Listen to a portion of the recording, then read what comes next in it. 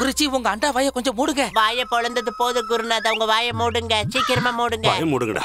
நான் இவங்க யாருங்கிறத யோசிச்சுக்கிட்டு இருந்தேன். இவங்களை பார்த்த உடனே என் மனசுக்குள்ள இருக்கிற கேள்விக்கான பதில் கிடைச்ச மாதிரி இருக்கு.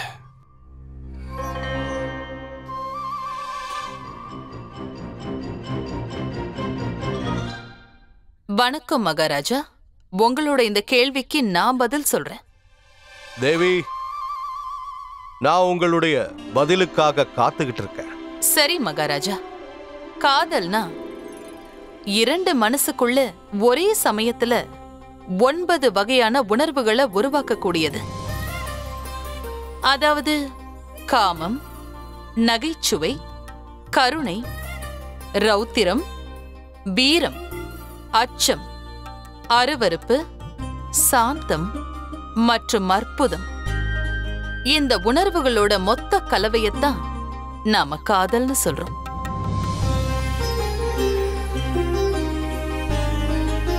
ஆணும் பெண்ணும் ஒருத்தருக்கொருத்தர் காதலிக்கும் போது இந்த 9 உணர்வுகளை ருசி பார்த்த பிறகும் அந்யோன்யமா இருப்பாங்க.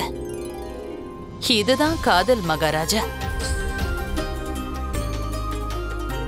கோபம், அச்சம், துக்கம் இது எல்லாமே இருந்தாலும் அந்த 2 இதயத்தையும் பிரிக்கவே முடியாது. அதுதான் காதல்.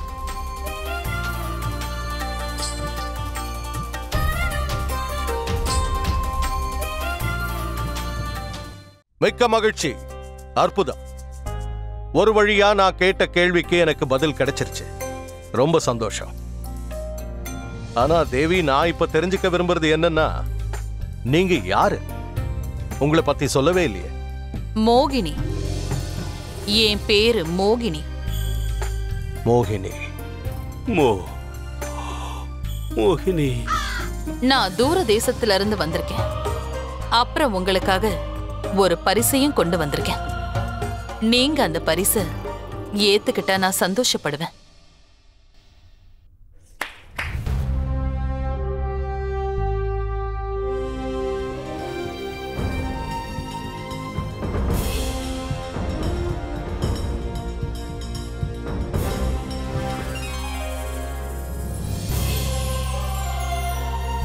ஆஹா.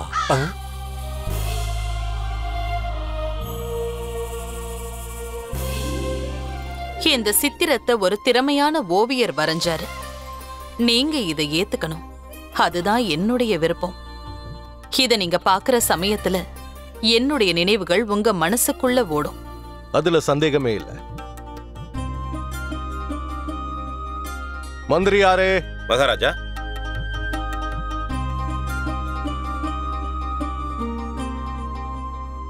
தேவி, எனக்கு இன்னொரு கேள்வி இருக்கு. உங்களுக்கு என்னோட கேள்விக்கான பதில் எப்படி தெரிய வந்துச்சு? எனக்கு தெரியாத விஷயங்களே இல்ல.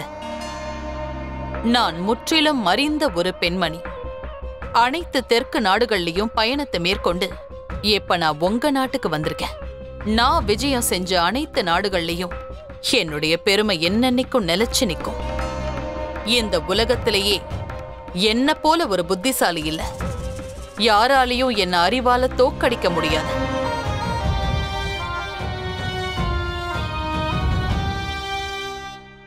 இவளை எதிர்த்து யாரால ஜெயிக்க முடியும்? குருதேவா, ஏதாவது சொன்னீங்க? இல்ல மகாராஜா, நான் என்ன சொன்னேன்? நான் எதுவும் சொல்லலையே. இந்த மொத்த பிரபஞ்சத்திலையும் எனக்கு தெரியாத விஷயம்னு இது வரைக்கும் எதுவுமே கிடையாது. இது என்னோட சவால் மகாராஜா. உங்க அரசவையில இருக்கிற ஒருத்தராவது அவங்க புத்திசாலித்தனத்தினால என்ன தோக்கடிக்க நினைச்சா என்னோட போட்டி போட தாராளமா வரலாம்.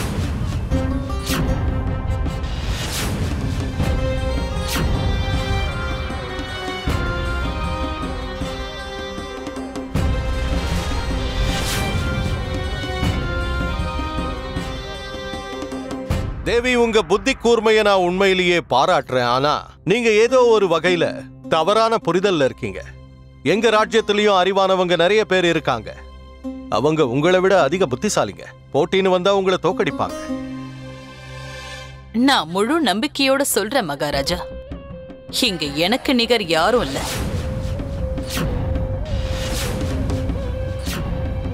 நான் சொல்றத நீங்க மறுக்கலாம். ஆனா ஒருவேளை உங்க அரசவையில புத்திசாலித்தனத்தினால என்ன தோக்கடிக்க நினைச்சா அந்த பரீட்சைக்கு நான் ஆயத்தமா இருக்கேன். இங்க இருக்கிற அனைவருக்கும் நான் வெளிப்படையாவே சவால் விடுறேன்.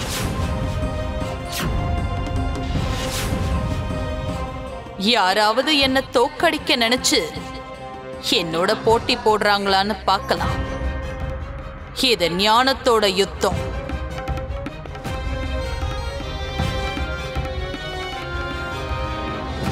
நல்ல விஷயம். உங்க எண்ணம் அது. மகாராஜா, குறுக்கிடுறதுக்கு மன்னிச்சிருங்க. என் ஆலோசனை என்னன்னா, சமமான போட்டியாளர்கள் பங்கு பெற்றாதான் அந்த போட்டிக்கு ஒரு மதிப்பு மரியாதையும் கிடைக்கும். குருஜி, ஒருவேளை இவங்க மட்டும் உங்களை தோக்கடிச்சிட்டாங்க, அதுக்கப்புறம் நீங்க முகத்துல கரிய பூசிக்கிட்டு அலைய வேண்டியதுதான். குருதேவா. ஆனா மகாராஜா, என்னை பொறுத்த வரைக்கும் இதெல்லாம் வெறும் மாயை. என்ன இந்த விஷயத்துல தயவு செஞ்சு தலையிட வைக்காதீங்க. சரி குருவே. அப்படின்னா சரி, நான் பண்டிதன் ராமகிருஷ்ணனோட பேரை பரிந்துரைக்கிறேன். அவர் உங்க கூட போட்டியில ஈடுபடுவார்.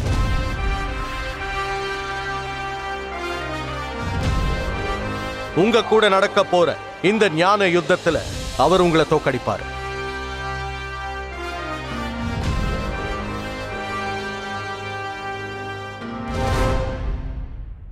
பரிபூரண சம்மதம் மகாராஜா. நாளைக்கு ராத்திரி நம்முடைய ராஜ தர்பார்ல பண்டிதன் ராமகிருஷ்ணனுக்கும் மோகினி தேவிக்கும் இடையில போட்டி நடக்குங்கிறது முடிவாயிடுச்சு. பண்டிதன் ராமகிருஷ்ணன் உங்களை தோக்கடிப்பாரு. ஆனா மகாராஜா, ஒருவேளை நான் உங்க பண்டிதர் ராமகிருஷ்ணனை தோக்கடிச்சிட்டேன்னா அப்போ? பாத்தியா, நீ மறுபடியும் நல்லா மாட்டின. சீக்கிரமா நீ எதையாவது சொல்லு.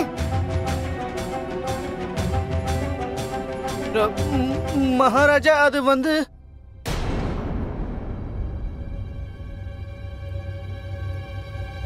பண்டிதன் ராமகிருஷ்ணன் சார்பா நான் உங்களுடைய சவாலை ஏத்துக்கிறேன் தேவி.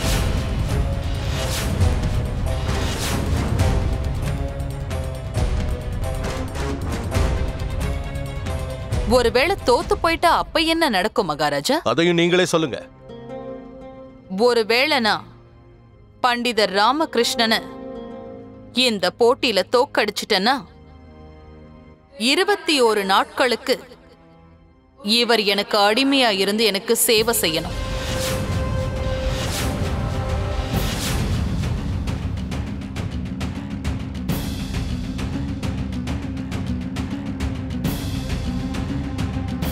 ஒருவேளை பண்டிதன் ராமகிருஷ்ணன் உங்களை தோக்கடிச்சிட்டாருன்னா? ஒருவேளை அப்படி நடந்தா நான் எந்த ஒரு மறுப்பும் சொல்லாம இவர் என்ன சொல்றாரோ அதை செய்வேன். என்ன இது இப்படி ஆயிடுச்ச? ஒரு அருமையான வாய்ப்பை தவற விட்டுட்டனே. போயும் போய் இந்த வாய்ப்பு ராமகிருஷ்ணனுக்கா கிடைக்கணும்? இங்க பாருங்க குருஜி, எங்களுக்கு பண்டிதர் ராமகிருஷ்ணன் மேல முழு நம்பிக்கை இருக்கு. ஏன்? அவருக்கு இருக்கிற அறிவாற்றலை வச்சு நிச்சயமா மோகினி ஜெயிக்க முடியும். அப்ப முடிவாயிடுச்சு. இந்த போட்டி நடக்கும். மகாராஜா, ஆனா இந்த போட்டியோட வெற்றி தோல்வியை எப்படி முடிவு பண்றது? குருதேவா. சொல்லுங்க மகாராஜா. நீங்க தான் இந்த ராஜ தர்பாருக்கு ராஜ புரோகிதர். அப்படி இருக்கும்போது இந்த போட்டியோட முடிவை நிர்ணயிக்கிறது உங்க பொறுப்பு. அந்த வேலையை நான் உங்ககிட்ட ஒப்படை. எனக்கு சம்மதம் மகாராஜா. உங்க உத்தரவுப்படி நான் கண்டிப்பா நடந்துக்கிறேன். அப்படின்னா குருதேவர் தாத்தாச்சாரியர் இந்த போட்டியோட முடிவை நிர்ணயம் பண்ணுவாரு. நாளைக்கு அதிகாலையில இந்த போட்டி இங்கேயே இந்த ராஜ தர்பார்லயே நடக்கும். கவலைப்படாத ராமா, கொஞ்சமா பயிற்சி எடுத்துக்கோ. அதுக்கப்புறம் இந்த போட்டியில நிச்சயமா நீதான் ஜெயிப்ப. மகாராஜா, நீங்க எனக்கு அனுமதி கொடுத்தீங்கன்னா நான் இப்போ கிளம்பட்டுமா? நாளைக்கு நடக்க போற போட்டிக்கு நான் தயாராகட்டுமா? நிச்சயமா ராமகிருஷ்ணா, நீ போலாம். சரிங்க, உத்தரவு வாங்கிக்கிறேன். போயிட்டு வரேங்க தேவி. விடை கொடுங்கள் மகாராஜா. மோ குருதேவா, மோகமாயை, எல்லாம் மோகமாயை மகாராஜா. மேற்கொண்டு விஷயங்களை பேசலாம்.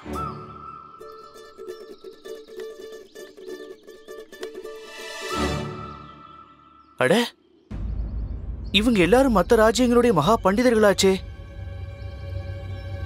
இவங்களுக்கு எப்படி இந்த நிலைமை வந்தது? வணக்கம் மகா பண்டிதர் ஸ்ரீதர் அவர்களே. மத்த பண்டிதர்களுக்கும் என்னுடைய வணக்கங்கள். உங்க எல்லாரையும் இந்த ஒரே இடத்துல பார்த்தது நான் என்னுடைய பாக்கியமா நினைக்கிறேன். ஆனா நீங்க மன்னிக்கணும், நான் உங்ககிட்ட ஒண்ணு கேட்கலாமா? மகா பண்டிதர்களான உங்களுக்கு எப்படி இந்த நிலைமை வந்தது? இதுக்கு காரணம் யாரு? நான் தான்.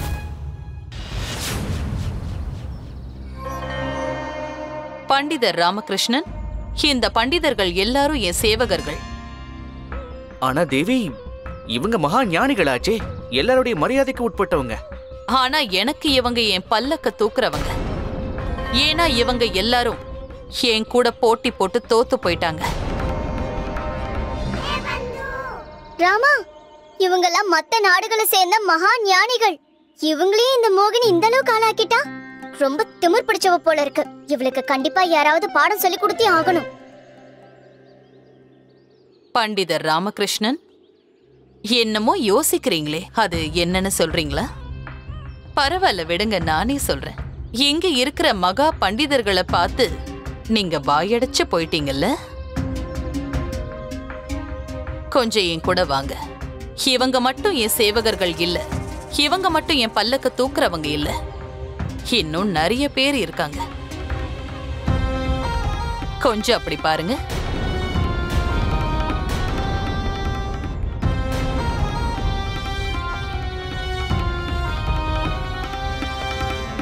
இவங்க எல்லாருமே என்னோட அறிவுக்கான சாட்சியங்கள். இவங்க எல்லாரையும் என்னோட அறிவு திறனால நான் தோக்கடிச்சிருக்கேன். பண்டிதர் ராமகிருஷ்ணா, நீங்க வருத்தப்படாதீங்க. என்னோட பல்லக்க தூக்குற பாக்கியம் உங்களுக்கும் கிடைக்கும்.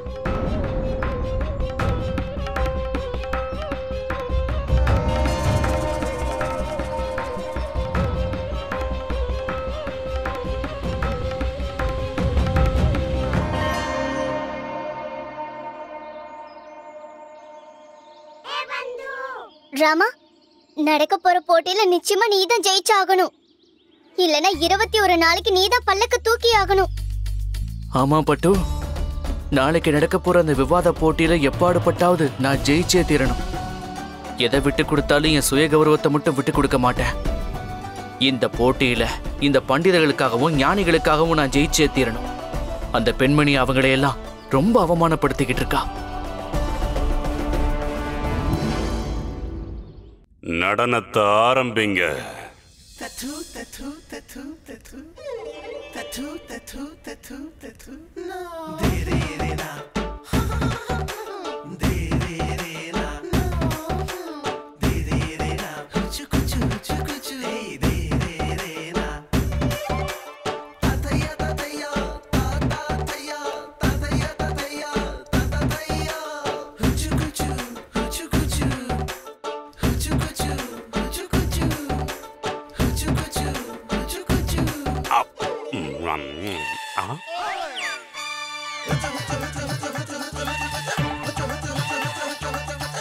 இல்ல இல்ல,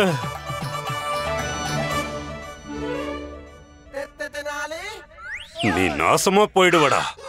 இவனுக்கு என்னாச்சுன்னு தெரியலையே. என்னாச்சு குருஜி? என்னாச்சு பிரபு? கொஞ்ச நேரத்துக்கு முன்னாடி நீங்க நல்லா தூங்கிக்கிட்டு இருந்தீங்க, இப்ப எதுக்காக கத்துறீங்க? ஆஹா, உலகத்திலேயே ரொம்ப அழகான பெண்ணான மோகினியோட கையால திராட்சை பழத்தை சாப்பிடுற சுகமே தனிதான். ஆனா அந்த சந்தோஷத்தை பாதியிலேயே கலைச்சிட்டானே அந்த ராமகிருஷ்ணன். என்ன கனவுல கூட சந்தோஷமா இருக்க விட மாட்டேங்கிறான். சுவாமி, என்னாச்சு? ஏன் ஒண்ணும் பேச மாட்டேங்கிறீங்க? ஏதாவது கெட்ட கனவு கண்டீங்களா? நான் கனவுல ரொம்ப அழகான ஒரு பொண்ண,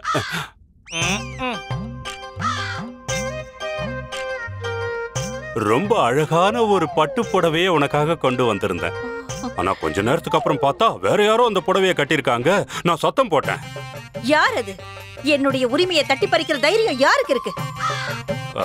கணிதா. கனியா? இந்த கணிதான் அந்த புடவையை கட்டிக்கிட்டு நின்னுகிட்டு இருந்தான். கனியா? ஆனா நீ இத நினைச்சு கொஞ்சம் கூட கவலைப்பட வேண்டிய அவசியமே இல்ல. இது வெறும் கனவு தானே. நிஜத்துல நான் இவங்க 2 பேரையும் எங்கேயுமே கூட்டிட்டு போக மாட்டேன். நான் உங்க கனவுல வந்ததே எனக்கு கிடைச்ச பெரிய பாக்கியம் சுவாமி. நீங்க என் மேல அந்த அளவுக்கு அன்பு வச்சிருக்கீங்க. நான் இப்பவே போய் கடவுளுக்கு நைவேத்தியம் ஏற்பாடு பண்றேன். கிளம்பு. என்ன குருஜி, கனவுல வந்தது சேலை மட்டும்தானா? இல்லனா விதவிதமான புடவைகளை கட்டிக்கிட்டு கன்னி பெண்கள் உங்கள் கண்ணு முன்னால வந்துட்டு போனாங்களா? இங்க வாயேன். குருஜி வெக்கப்பட்டு கூப்பிடுறாரு. என் சந்தோஷத்தையே கெடுத்துட்டான் அந்த ராம. ஒருவேளை அவன் போட்டியில ஜெயிச்சிட்டான்னா அவனுக்கு இப்ப இருக்கிற மரியாதை இன்னும் அதிகமாயிடும். மகாராஜாவோட தர்பார்ல முக்கியமான நபர் ஆயிடுவான். அது மட்டும் இல்லாம மோகினி, அவன் மோகினியை அடிமைப்படுத்தி என்னென்ன வேலை வாங்க போறானோ தெரியலையே. குருஜி, நீங்க மோகினிய குறைச்சி எடை போடாதீங்க. ஏன்னா எத்தனை மகா பண்டிதர்களை தோக்கடிச்சு அவங்க அடிமையா வச்சிருக்காங்கன்னு தெரியுமா குருஜி? உங்களுக்கு ரொம்ப மோசமானவங்க. நல்ல வேலை குருஜி, நீங்க அந்த மோகினி கூட போட்டி போடாம தப்பிச்சுக்கிட்டீங்க. எனக்கு தெரிஞ்சு அவங்க கண்டிப்பா உங்களை தோக்கடிச்சிருவாங்க. அதுக்கப்புறம் வேற வழியே இல்லாம நீங்க அவங்களுடைய பல்லக்கு தூக்க வேண்டி வந்திருக்கும். எதுக்கு ஒரு முறை நல்லா யோசிச்சுக்கங்க. ஏன்னா உங்களாலதான் குனிஞ்சா நிமிர முடியாது, நிமிர்ந்தா குனிய முடியாது இல்ல குருஜி. அது மட்டும் இல்லாம நீங்க இந்த ஊரை விட்டே ஓட வேண்டி வரும். அப்புறம் வேற ஏதாவது இழிச்ச வாய குருஜி உங்களை மாதிரி எங்களுக்கு கிடைப்பாங்களா? கிட்ட வாயேன். கூப்பிட்டீங்களா குருஜி? வாங்கிட்டியா? நன்றி. எதுக்கு உனக்கு இந்த வாய்?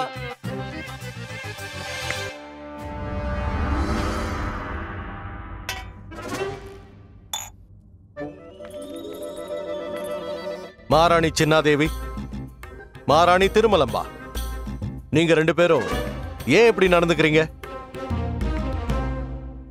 எங்கள மாதிரி அழகான மனைவிங்க, அறிவான மனைவிங்க இருந்தும் கூட உங்களுக்கு காதலோட அர்த்தம் தெரியவே இல்லையா? ஆனா அந்த மேனாமினிக்கு மோகினி புரிய வச்சுதான் உங்களுக்கு நல்லா புரிஞ்சு போச்சு இல்லையா? மகாராணி, அவசரப்படாதீங்க மகாராஜா. எல்லா விஷயத்துக்கும் இடம், பொருள், ஏவல் இருக்குங்கிறத எப்ப புரிஞ்சுக்க போறீங்க? அப்படி இல்ல. அப்படின்னா இது வரைக்கும் நாங்க உங்க மேல காதல் காட்டினதே இல்லையா? காட்டுனீங்க. இருந்தாலும் காதலுக்கு என்ன அர்த்தங்கிறது இவருக்கு புரியல, அப்படிதானே? ஆனா அந்த மோகினி சொன்னதுக்கு அப்புறம் உங்களுக்கு எல்லாமே தெளிவா புரிஞ்சிருக்கும், அப்படிதானே? நான் சொல்றத கொஞ்சம் கோவப்படாம 2 பேரும் நீங்க நாங்க சொல்றத கேட்கணும் மகாராஜா. இப்ப நவரசனா என்னன்னு நாங்க உங்களுக்கு காட்ட போறோம். காதல்ல நவரசம் இருக்கும் இல்லையா? இருக்கும். இத அந்த மோகினி தானே உங்களுக்கு பரிசா கொடுத்தா? ஆமா.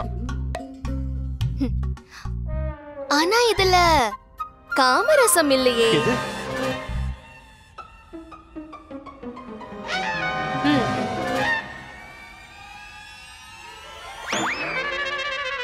மகாராணி, இததான் காமரசம்னு சொல்லுவாங்க. இங்க பாருங்க, நீங்க 2 பேரும் ஏதோ தவறா புரிஞ்சுக்கிட்டு இப்படி எல்லாம் பண்றீங்கன்னு நினைக்கிறேன். நாங்க ஒண்ணு தவறா புரிஞ்சுக்கல, நீங்க தான் தப்பு பண்றீங்க.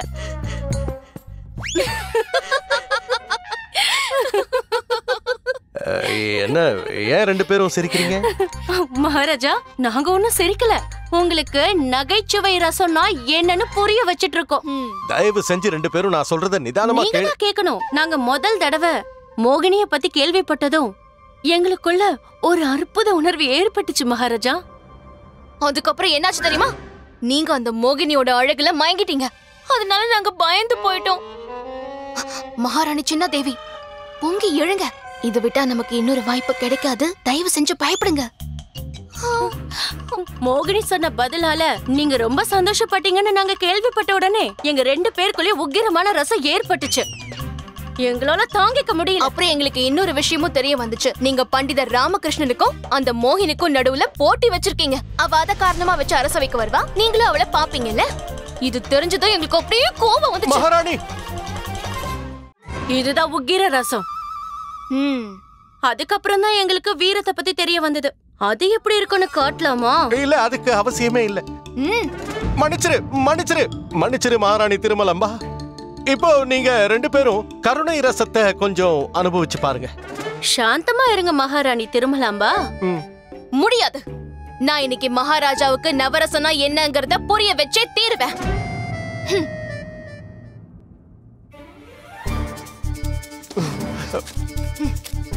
மகாராணி,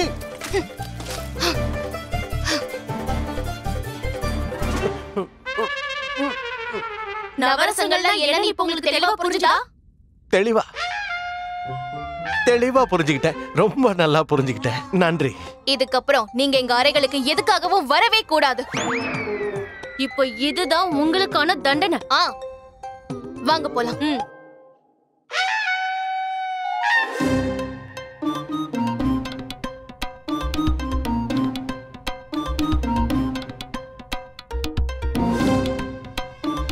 பெரியவங்க சொன்னது சரிதான். நாட்டுக்கே மகாராஜாவா இருந்தாலும் கூட நேரம் சரியில்லைன்னா மகாராணிகளுக்கு கூஜா தூக்க வேண்டியதுதான். நம்ம நிலைமை அப்படிதான் ஆயிடுச்சு.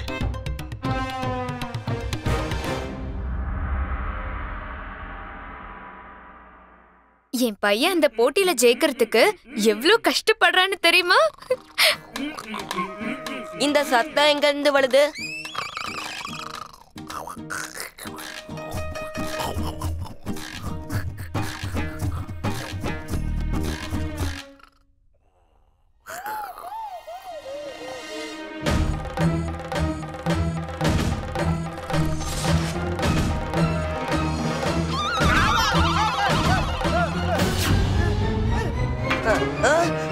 லாமாவோட குடுமிய தூண்ல ஆணி அடிச்சு அதுலயே மாட்டிலுங்க. தூங்கிட்டே தான் இருக்கான். என்னது?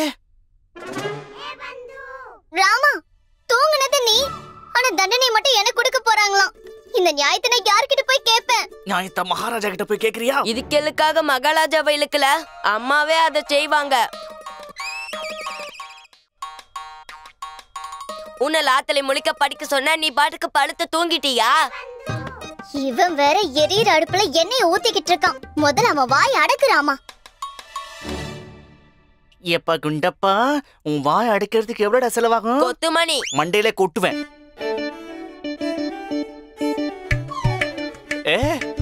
என்ன பண்ற? ஈர துணிங்க. இது ஈர துணின்னு தெரியாத அளவுக்கு நான் மடையனா? எதுக்காக என் தலையில கொண்டு வந்து போட்டிருக்க? அப்பதான் உங்க மூளை குளிர்ச்சியாகி நாளைக்கு நடக்க போற போட்டி மேல நீங்க கவனம் செலுத்துவீங்க. உனக்கு ஒரு விஷயம் தெரியுமா? மகாராஜா ரொம்ப நல்லவர். என்கிட்ட இயல்பா பழகுவாரு. அவருக்கு ஏதாவது பிரச்சனை வந்ததுன்னா அது அவர் என்கிட்ட தான் உதவி கேட்பாரு. இது வரைக்கும் நீ என்னோட 2வது ரூபத்தை பார்த்ததே கிடையாது. ஒருவேளை நீ அந்த மோகினிய போட்டியில இருந்து நீ தோக்கடிக்கலனா இந்த வீட்டை விட்டு உன்னை துரத்திடுவேன். அதுக்கு முன்னாடி இந்த காலை உடைச்சிருவேன். ஐயோ சாரதா, அந்த மோகினிங்கிறவ ரொம்ப அழகா இருப்பாளாமே, கவர்ச்சியாவும் இருப்பாளாம். ஒருவேளை உன் புருஷன் மோகினி கிட்ட தோத்து போய் அவ கூடவே இருக்க ஆசைப்படுறானோ என்னவோ. அவ இப்ப அழகா இருந்தா இல்ல, இல்லாட்டி என்ன? ஏன் நீங்க அவளை பார்த்ததே இல்லையா? பார்த்தனே. அப்படியா? அப்ப நீங்க தர்பாருக்கு பொண்ணுங்களை பார்க்கதான் போறீங்களா? அவ நேரா பக்கத்துல வந்து நின்னதுனால நான் அவளை பார்க்க வேண்டியதாயிடுச்சு. பக்கத்துல வந்தாளா? அப்ப ரொம்ப சந்தோஷப்பட்டிருப்பீங்களே. இந்த விஷயத்துல சந்தோஷப்படுறதுக்கு என்ன இருக்கு? உங்க மனசுல இன்னும் வேற என்ன ஆசைகள் இருக்கு? அவ வந்து உங்களை கட்டி பிடிக்கணுமா? சாரதா, அவ எதுக்காக என்ன கட்டி பிடிக்க போறா? அப்படியா?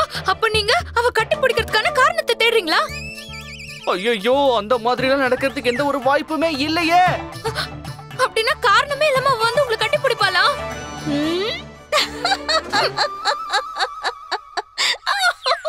அம்மா தாயே சுப்புலட்சுமி, இவ்வளவு கொடூரமா சிரிக்கிற அளவுக்கு என்ன நடந்துருச்சு? சாரதா, நீ எதுக்கும் கவனமா இருந்துக்க. இந்த ஆம்பளைங்க அழகான பொண்ணை பார்த்த உடனே மயங்கிடுவானுங்க. நான் ஆம்பளையே கிடையாது. என்ன தப்பா? அது அது அப்படி கிடையாது. நான் வந்து அந்த மாதிரி ஆம்பளை கிடையாதுங்கிறேன். எடுத்துக்கங்க. மோகினியவா? இல்ல, அந்த கடவுள் கிட்ட என்ன எடுத்துக்கங்கன்னு சொல்றேன். என் வாழ்க்கை வாழ்றதுல அர்த்தமே இல்ல. ஒரு பொண்ணு வந்து கட்டி பிடிக்கணும், அவ பொண்டாட்டி கிட்டே அவ சொன்னா அந்த பொண்டாட்டி என்னதான் பண்ணுவா? சுப்புலட்சுமி அம்மா, இப்போ உங்களுக்கு சந்தோஷமா இருக்குமே? சாரதா, இப்படி எல்லாம் முட்டாள்தனமா யோசிக்கிறது நிறுத்திக்கோ. அம்மா, இப்ப நான் இவர் கண்ணுக்கு முட்டாளா வர தெரியலனா? உங்ககிட்ட எல்லாம் படாத பாடுபடுறதுக்கு பதிலா அந்த மோகினி கிட்டே அடிமையா இருந்துட்டு போயிடலாம்.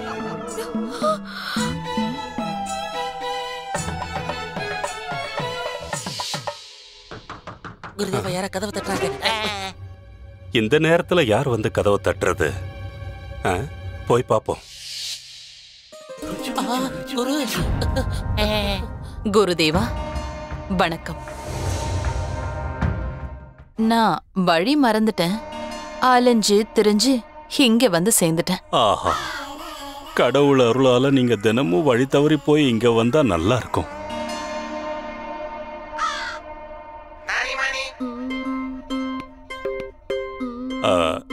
ராத்திரி ஆயிடுச்சுல்ல, நீங்க போய் ஓய்வெடுத்துக்குங்க மகன்களே. மகன்களா? ஆமா, உங்க 2 பேரையும் நான் என் மகன்களா தானே பாக்குறேன். தந்தையாரே, என்னன்னு சொல்லு. நாங்க இங்கேயே இருந்து உங்களுக்கு சேவை செய்யறோம். வாங்க நீ நம்ம அப்பாவுக்கு சேவை செய்யலாம். நிலைமை என்னங்கறத கொஞ்சம் புரிஞ்சுக்கிட்டு நடந்துக்கங்கடா. இங்க இருந்து போயிடுங்க. உங்களை விட்டுட்டு போக முடியாது. இல்லப்பா, இல்ல. ஒழுங்கா இங்க இருந்து போக போறீங்களா இல்லையா? போயிடுங்கப்பா, போங்க.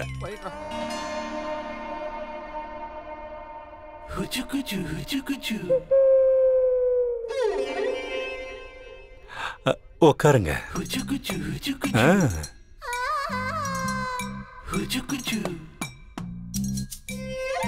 உங்களுக்காக நான் என்ன உதவி செய்யணும்னு சொல்றீங்களா? நான் உங்ககிட்ட என்ன கேட்டாலும் அதை கொடுப்பீங்களா? கண்டிப்பா. என்ன வேணும்னு கேளுங்க. தண்ணி வேணும். ஏன், எனக்கு கிடைக்காதா? கண்டிப்பா கிடைக்கும். உங்களுக்கு இல்லாமலா? இதோ இப்பவே கொண்டு வரேன்.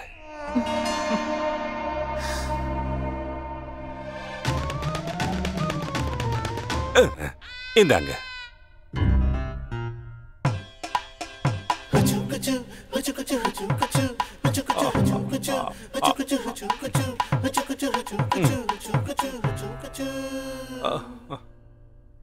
தண்ணி எப்படி இருக்கு?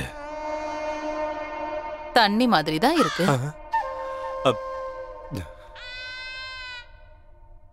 ஆச்சாரியாரே, சொல்லுங்க. நான் கேள்விப்பட்டிருக்கேன், பண்டிதர் ராமகிருஷ்ணா ரொம்ப சாதுரியம் வாய்ந்தவர் மற்றும் வித்வானாமே. அவனுக்கு எல்லா வேத சாஸ்திரங்களும் நல்லாவே தெரியும். ஆனா ஏன் அளவுக்கு ஞானம் இல்ல. அதான் உண்மை. ஆனா அவர் கூட போட்டி போட போறவன் நான் தான். நீங்க ஒண்ணும் இல்ல. ஒருவேளை நான் தோத்து போயிட்டேன்னா? நான் இருக்கிற வரைக்கும் நீங்க எப்படி தோப்பீங்க? அது பரவாயில்ல, விடுங்க. உங்களால மட்டும் என்ன செய்ய முடியும்? நீங்க இந்த விஷயத்துல நடுவரா தானே இருக்கீங்க. என்னால உங்களுக்கு உதவி செய்ய முடியும். கண்டிப்பா முடியும். போட்டியில மட்டும் இல்ல. அது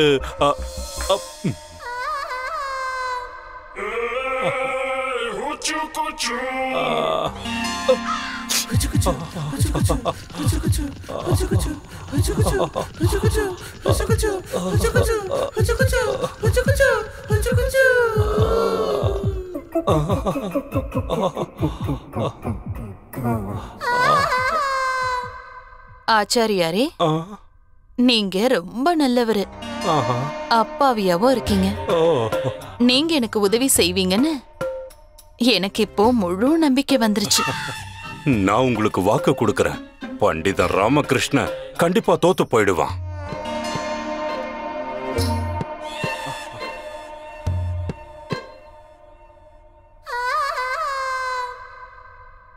அப்ப நாம நாளைக்கு சந்திக்கலாம். நிச்சயமா நாளைக்கு தர்பார்ல சந்திக்கலாம். நான் தான் சொன்னல ஆச்சாரியாரே, நீங்க உண்மையிலேயே அப்பாவிதான். நான் சொன்னது தர்பார்ல இல்ல. நாளைக்கு இதே நேரம் இங்க சந்திக்கலாம். நாளைக்கு அரசவையில நான் ஜெயிச்சதுக்கு அப்புறம் அந்த வெற்றியை கொண்டாட இங்கேயே சந்திக்கலாம். அது வரைக்கும் நீங்க காத்திருக்கணும்.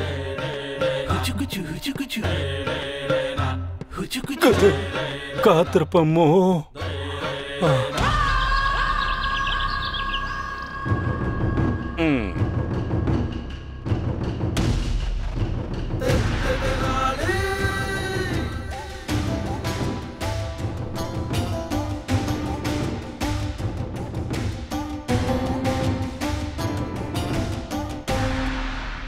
நீங்க இந்த தர்பாரோட ஒரு முக்கியமான உறுப்பினர். மோகினியோட அழக பார்த்து மயங்கி வாய பொழந்துட்டெல்லாம் இருக்காதீங்க. மகாராணி சின்னாதேவி அரசவைக்கு வருகிறார். மகாராணி திருமலாம்பாள் வருகிறார். மகாராணி சின்னாதேவி வாழ்க. மகாராணி திருமலாம்பாள் வாழ்க. அந்த மோகினி தேவி எவ்வளவு அழகா இருக்கான்னு நாங்க பாக்குறோம்.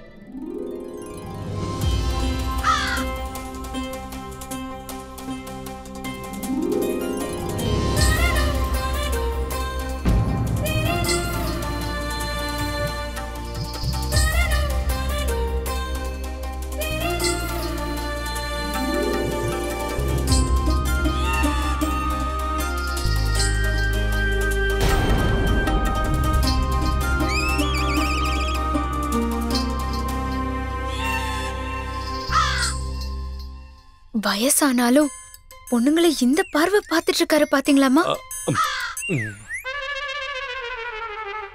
இந்த மோகினி உண்மையிலேயே சொர்க்கத்துல இருந்து இறங்கி வந்த தேவதை மாதிரியே இருக்கா.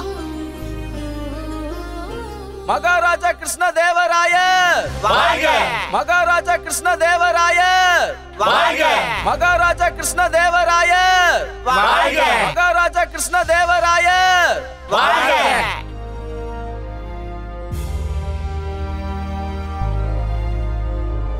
மகாமந்திரியாரே, மகாராஜா சபை ஆரம்பிக்கலாம். உத்தரவு மகாராஜா.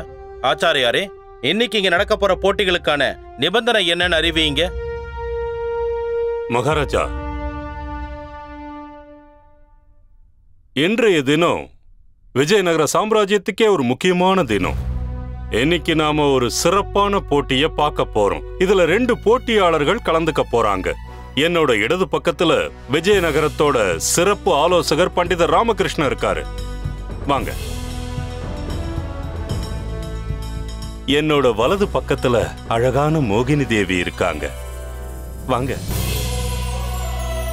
அழகுலையும் அறிவுலையும் இவங்களை மிஞ்சறதுக்கு யாரும் இல்ல. நீங்க உண்மையிலேயே மனம் மயக்கிற,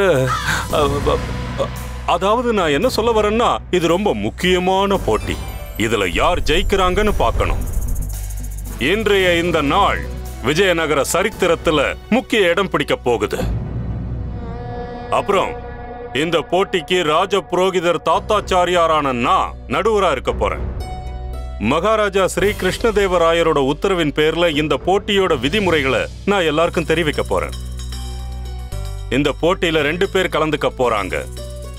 ஒரு போட்டியாளர் இன்னொரு போட்டியாளர் கிட்ட கேள்வி கேட்க போறாங்க. ஒருவேளை நிர்ணயிக்கப்பட்ட நேரத்துக்குள்ள பதில சொல்ல முடியலன்னா அவங்க தோத்து போயிடுவாங்க. கேள்விக்கு சரியான பதில சொல்லிட்டா அடுத்த கேள்வி கேட்கப்படும். இதே மாதிரி மொத்தம் 9 கேள்விகளுக்கு பதில் சொல்லி ஆகணும். ஒருவேளை எல்லா கேள்விகளுக்கும் சரியான பதில சொல்லிட்டா அப்புறம் அந்த போட்டியாளர் கேள்வி கேட்ட போட்டியாளர்கிட்ட 9 கேள்விகளை கேட்பாரு. யார் வெற்றியாளருங்கிறத நேரம்தான் முடிவு செய்யும்.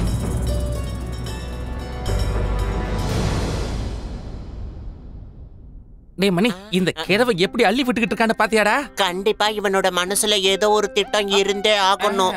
மோகினி தேவி நம்ம ராஜ்யத்துக்கு வந்த விருந்தாளிங்கிறதுனால அவங்களுக்கு மரியாதை கொடுக்கிற வகையில கேள்வி கேட்கிற முதல் உரிமைய நாம இவங்களுக்குத்தான் கொடுக்கணும். பண்டிதர் ராமகிருஷ்ணன் குறிப்பிட்ட நேரத்துக்குள்ள பதில சொல்லி ஆகணும்.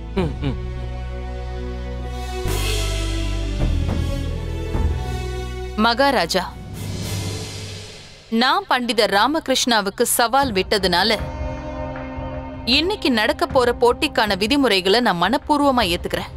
ஆச்சாரியார் நிச்சயமா நியாயமான முடிவை சொல்லுவாரு. இந்த போட்டியோட விதிமுறைகள் என்னன்னு எல்லாருக்குமே நல்லா தெரியும். அதனால முதல்ல மோகினி தேவி கேள்விகளை கேட்பாங்க. ஒருவேளை பண்டிதன் ராமகிருஷ்ணனால ஏதாவது ஒரு கேள்விக்கு பதில் சொல்ல முடியலன்னா போட்டி அதோட ஒரு முடிவுக்கு வந்துரும். அப்புறம் மோகினி தேவி வெற்றியாளரா அறிவிக்கப்படுவாங்க.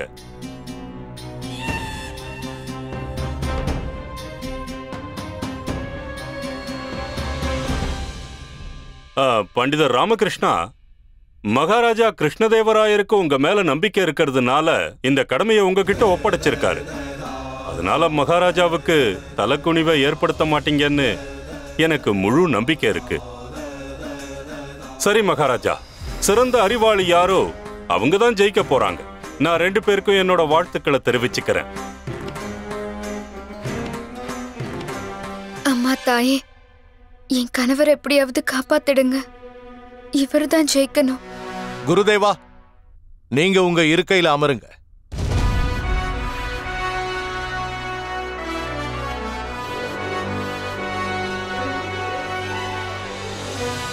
மோகினி தேவி, நீங்க இந்த போட்டிய ஆரம்பிச்சு வைங்க. ஆகட்டும் மகாராஜா. பண்டிதர் ராமகிருஷ்ணா, இது என்னுடைய முதல் கேள்வி. 10 வயசு பொண்ணு ஒருத்தி ஒரு பந்து தான் காலால உதைக்கிறா. அந்த பந்து 10 அடி தூரத்துக்கு போய் திரும்ப அவகிட்டயே வந்து சேருது. அது எப்படி?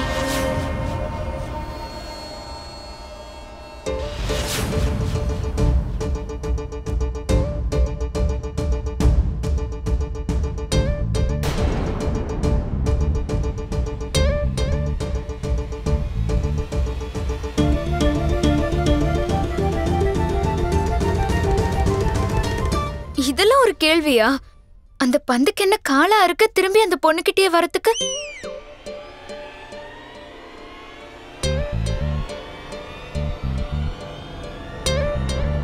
இந்த கேள்வியே தப்பு. 10 அடியில எல்லாம் வராது. 5 அடி தூரத்துல வேணா அது திரும்பி வரதுக்கு வாய்ப்பு இருக்கு. மகாராணி,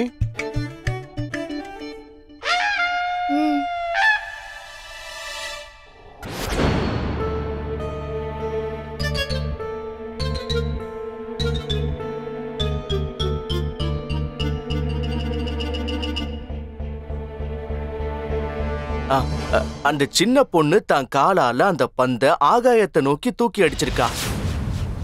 அவ காலால பூங்கி பலமா வானத்தை நோக்கி அடிச்சிருந்தாலும் பூமியுடைய புவியீர்ப்பு சக்தியால அந்த பந்து மறுபடியும் பூமியை நோக்கி தான் வந்தாகணும்.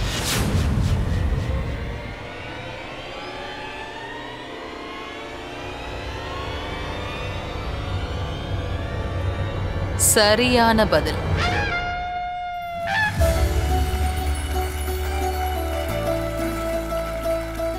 பிரமாதம் பண்டிதனை ராமகிருஷ்ணா.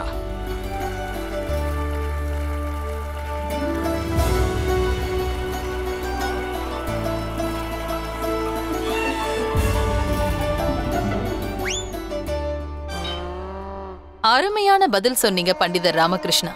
இப்போ 2வது கேள்விக்கு போலாமா? பானுங்கிறது பவ்யாவோட தந்தை. ஆனா பவ்யாங்கிறது பானுவோட புள்ள இல்ல. விட கொடுங்க.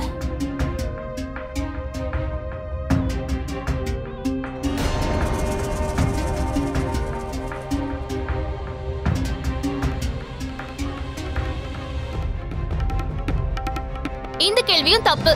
புள்ளைக்கு அப்பா இருப்பாரு, அப்பாவுக்கு புள்ள இருப்பாரு. மகாராணி, குருஜி, என்ன இது மண்டைய போட்டு பிச்சுக்கிற மாதிரி இருக்கு? உங்களுக்கு புரிஞ்சுதா இல்லையா? புரிய வேண்டியது எனக்கு இல்ல, பண்டிதன் ராமகிருஷ்ணனுக்குத்தான். பானுவும் பவ்யாவும் தந்தையும் மகளும். பானு பவ்யாவுடைய தந்தை தான். ஆனா பவ்யா பானுவுடைய மகன் இல்ல, அவ மகள். சரியான விடை.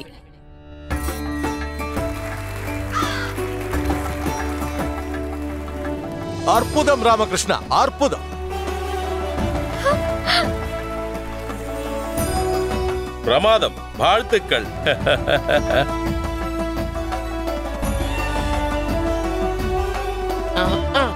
பண்டிதர் ராமகிருஷ்ணா, இப்ப என்னுடைய 3வது கேள்விக்கு பதில் சொல்லுங்க. அது என்னன்னா, அதால மேலையும் போக முடியும், கீழையும் வர முடியும். அப்படி இருந்தும் அதால அசைய முடியாது. என்னது அது?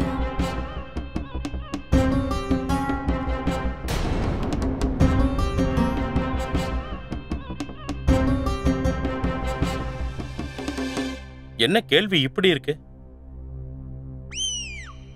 இந்த கேள்வியும் தப்புதான். ஒருத்தராவது மேலையும் கீழையும் போயிட்டு வர முடியும்னா எப்படி அசையாம இருக்க முடியும்? கொஞ்சம் அமைதியா இரு, எதுவும் பேசாத.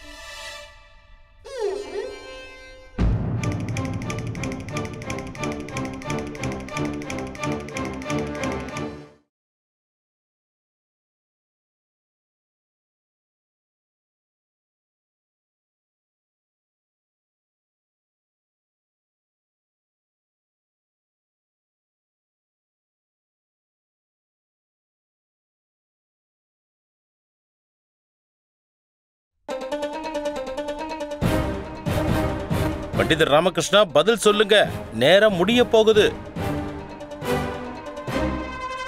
முடிஞ்சிடுச்சு.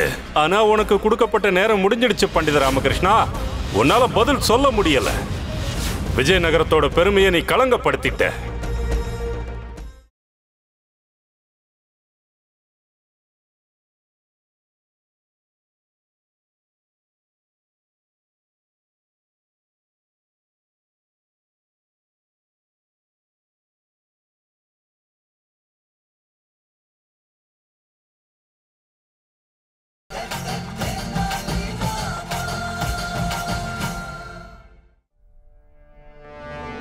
அது என்னன்னா படிக்கட்டு. அதுல மேலேயும் போக முடியும், கீழே வர முடியும், ஆனா அது அசைய முடியாது.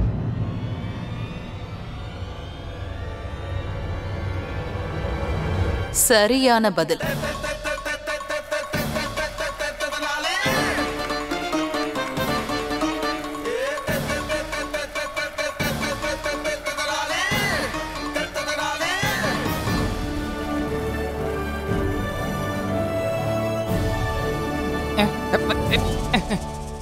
நாலாவது கேள்வி. ஒரு மனுஷன் 8 நாளா தூங்கவே இல்லை. அதுக்கு என்ன காரணம்?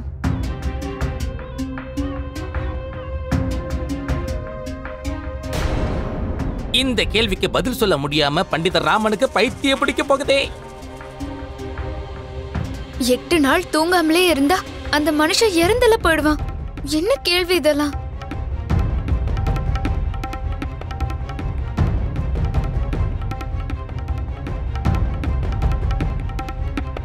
லாமா லாமா சீக்கிரமா பதில தொல்ல, இல்லன்னா நேரம் முடிஞ்சிடும்.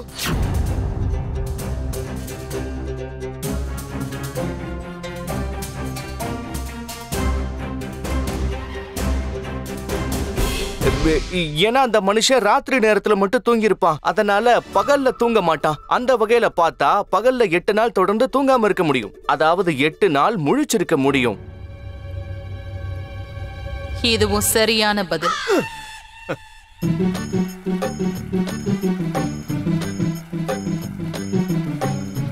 இதுவும் போச்சா?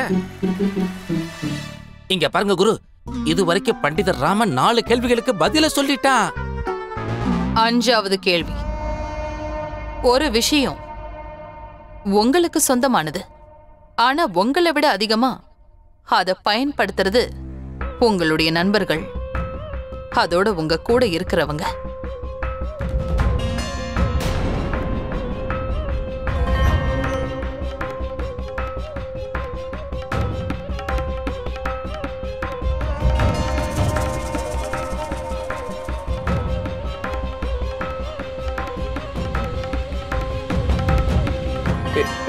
பெயர். என் பெயரை தான் என் கூட இருக்கிறவங்களும் நண்பர்களும் அதிகமா பயன்படுத்துவாங்க. அருமையான பதில். அசத்துறீங்க பண்டிதர் ராமகிருஷ்ணா. அற்புதம் பண்டிதனே ராமகிருஷ்ணா, நீ உண்மையிலேயே புத்திசாலிதான். கருப்பா இருக்கும் ஆனா நிலக்கரி இல்ல. நீளமா இருக்கும் ஆனா பாம்பு இல்ல. அதை விரிக்க முடியும் ஆனா அது மயில் இல்ல. கட்ட முடியும் ஆனா அது கயிறு இல்ல. என்னது அது?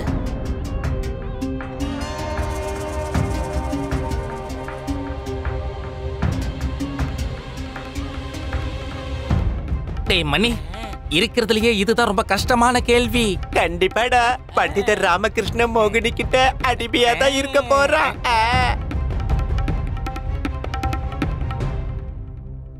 அது என்னவா இருக்கும்? எனக்கு தெரியாது. முந்தானங்க, முந்தான.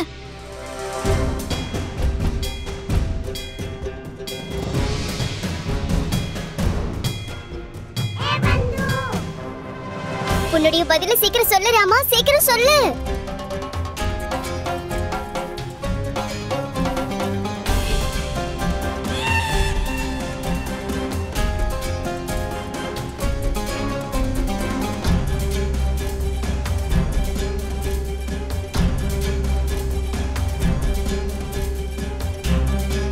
பண்டிதர் ராமகிருஷ்ணா பதில் சொல்லுங்க, நேரம் முடிய போகுது.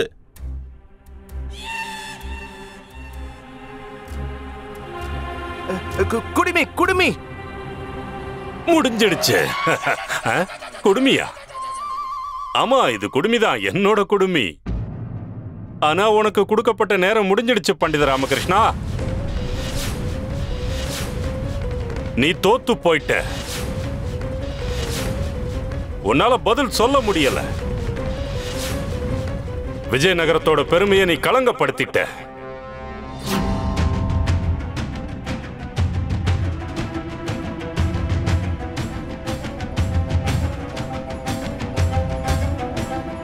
இல்ல, பதிலதான் குடுமின்னு சொன்னேன். உங்க கேள்விக்கான பதில் குடுமி தானே? குடுமி.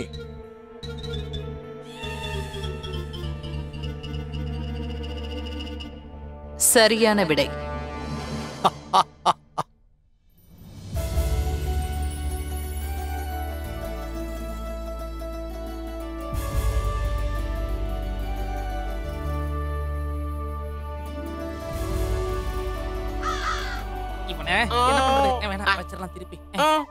பண்டித ராமகிருஷ்ணா, நீங்க புத்திசாலிதான்.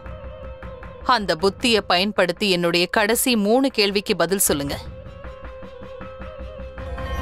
எதனால பார்க்கவும் முடியாது, பேசவும் முடியாது, கேட்கவும் முடியாது, இருந்தாலும் எப்பவும் உண்மையை மட்டும்தான் சொல்லும்?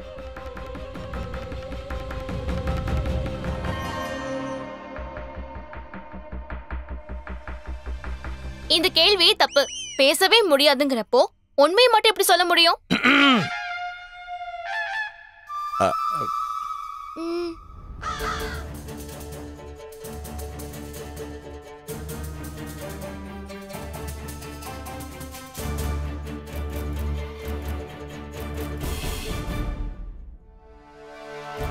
பண்டித ராமகிருஷ்ணா, நேரம் இவ்வளவுதான் மீதி இருக்கு.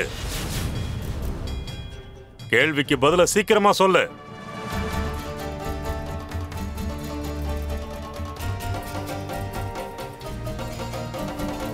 பண்டிதர் ராமகிருஷ்ணா, பதில் சொல்லுங்க, நேரம் முடிய போகுது.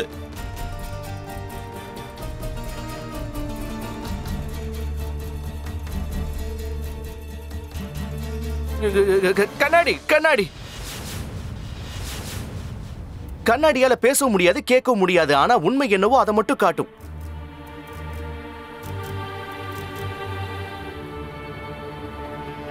அற்புதம் பண்டிதனே ராமகிருஷ்ணா, பிரமாதம். நீ உண்மையிலேயே அறிவு ஜீவிதான்.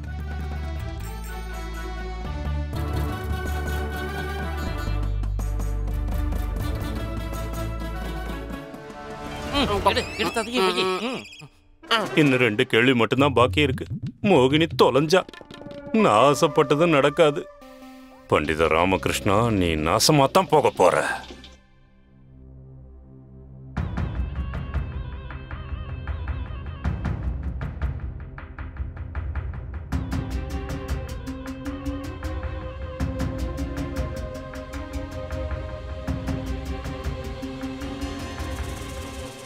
இது 8வது கேள்வி. நிச்சயமா சாதாரணமானதா இருக்காது. பண்டித ராமகிருஷ்ணா, இப்ப நம்ம விஜயநகரத்தோட கௌரவமும் மரியாதையும் உங்ககிட்ட தான் இருக்கு. உண்மைதான் குருதேவா, உண்மைதான். ஆனா எனக்கு பண்டிதன் ராமகிருஷ்ணன் மேல முழு நம்பிக்கை இருக்கு.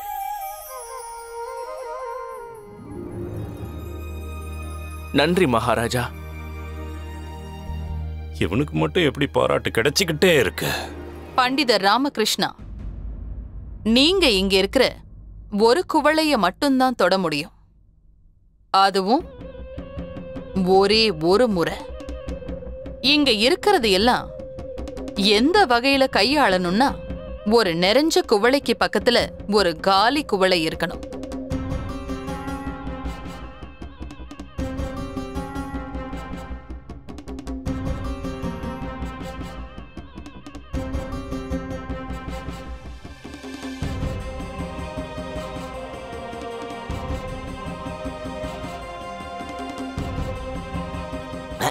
எனக்கு சந்தோஷத்துல வாயடைச்சு போற மாதிரி இருக்கு மணி. இது ரொம்ப சுலபம். ரெண்டாவது பாத்திரத்தை 4வது இடத்துல வைக்கணும், 4வது பாத்திரத்தை 2வது இடத்துல வைக்கணும். அப்படி செஞ்சா 2 தடவை தொட்டா மாதிரி ஆயிடும். அப்படின்னா இந்த கேள்வியே தப்பு. இதுக்கு சாத்தியமே இல்ல.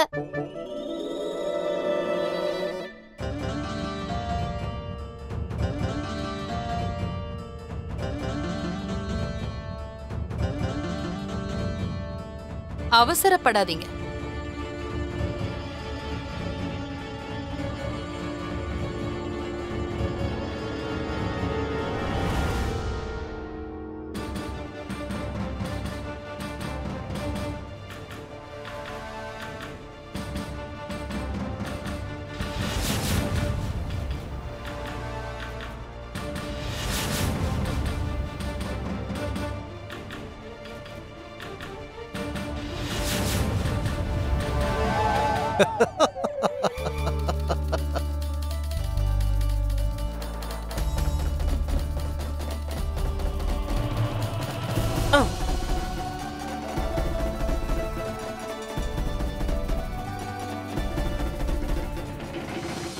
மோகினி தேவி, இப்போ உங்ககிட்ட ஒரு கேள்வி மட்டும்தான் பாக்கி இருக்கு.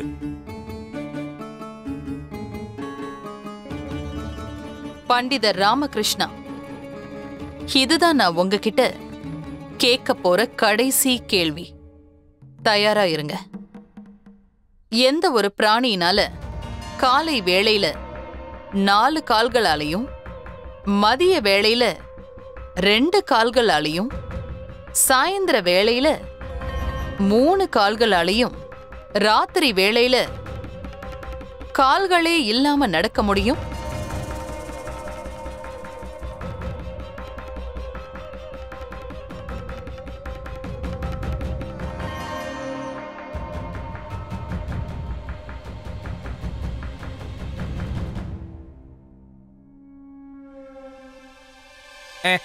எரும மாடு.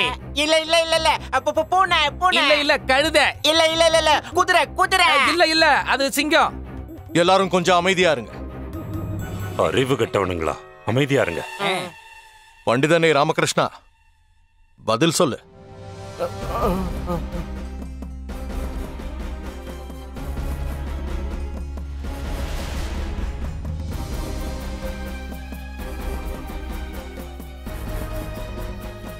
பண்டிதர் ராமகிருஷ்ணா, பதில் சொல்லுங்க.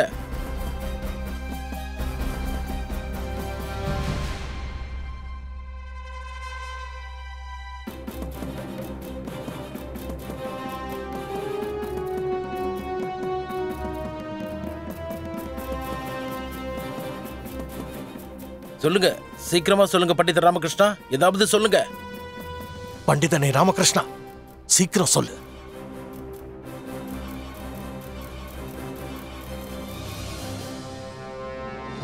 நேரம் முடிஞ்சிடுச்சு மகாராஜா. கொடுக்கப்பட்ட நேரம் முடிஞ்சிடுச்சு. பண்டித ராமகிருஷ்ணா, நீ தோத்து போயிட்ட.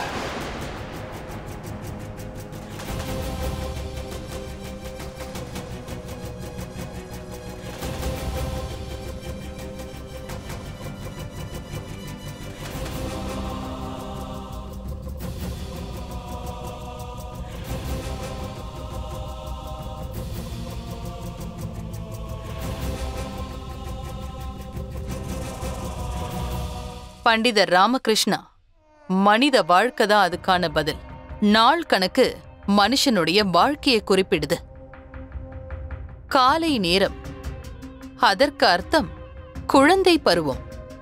அந்த பருவத்துல மனுஷன் 4 கால்களால நடப்பான், அதாவது தவழ்ந்துகிட்டு. மதிய வேளை, அதற்கு அர்த்தம் இளமை பருவம். அந்த பருவத்துல மனுஷன் 2 கால்களால நடப்பான். சாயந்திர வேளை, அதாவது முதுமை பருவம். இந்த பருவத்துல மனுஷன் 3 கால்களால நடப்பான். அது என்னன்னா 2 கால்கள் கூடவே ஒரு தடி. அப்புறம் ராத்திரி வேளை, அதாவது மரணம். மரணம் அடைஞ்ச பிறகு ஒரு மனுஷனுக்கு கால்களால எந்த பிரயோஜனமும் இல்ல.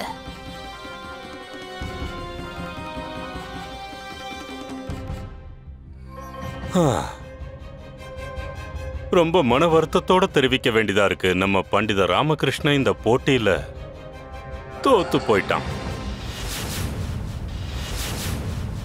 அட கடவுளே, இவர் எப்படி தோத்து போனாருன்னு தெரியலையே. இப்போ வெற்றி பெற்றது இந்த மோகினி தேவி.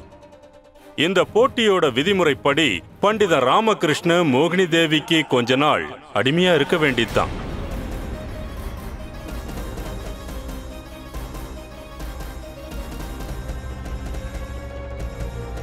பண்டித ராமகிருஷ்ணா, மகாராஜா ஸ்ரீ கிருஷ்ணதேவராயர் உன் மேல ரொம்ப நம்பிக்கை வச்சிருந்தாரு.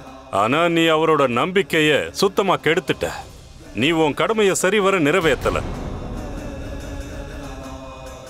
இப்போ பண்டித ராமகிருஷ்ண மோகினி தேவிக்கு அடிமை ஆயிட்டான். அதனால இவனும் மோகினி தேவியோட பல்லக்க தூக்கியே ஆகணும்.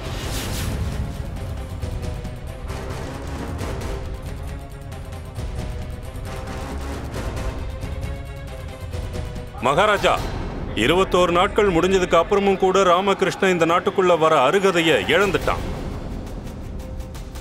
அது மட்டும் இல்லாம எனக்கு என்ன தோணுதுன்னா, பண்டித ராமகிருஷ்ணனுக்கே இந்த நாட்டுக்குள்ளேயும் தர்பாருக்குள்ளேயும் வரத்துக்கு விருப்பம் இருக்காது.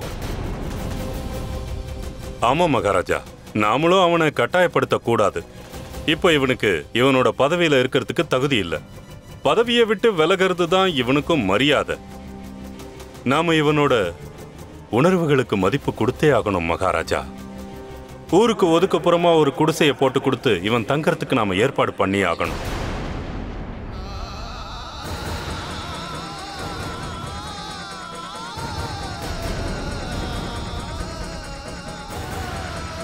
பண்டித ராமகிருஷ்ணா, உனக்காக இன்னைக்கு இந்த மொத்த விஜயநகரமே ஆழ்ந்த அனுதாபங்களை தெரிவிச்சுக்குது.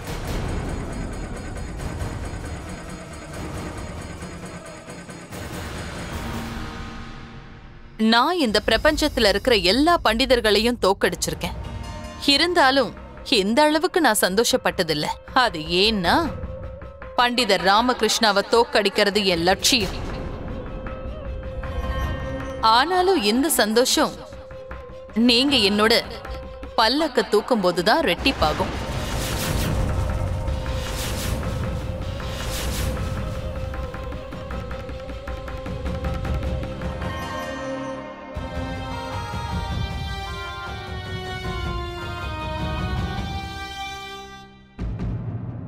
நீங்க கவலைப்படாதீங்க. உங்களுக்கு தகுந்த மரியாதையை நான் கொடுத்தே தீருவேன். உங்களை நல்லபடியா கவனிச்சுக்குவேன். அதோட என்னோட பல்லக்க நீங்க முதல் ஆளா தூக்குற வாய்ப்பை உங்களுக்கு நிச்சயமா நான் கொடுப்பேன். அப்பதான் என்னுடைய கால்களை உங்க முகத்துக்கு நேரா வைக்க முடியும். அந்த சமயத்துலதான் எனக்கு முழு சந்தோஷமே கிடைக்கும்.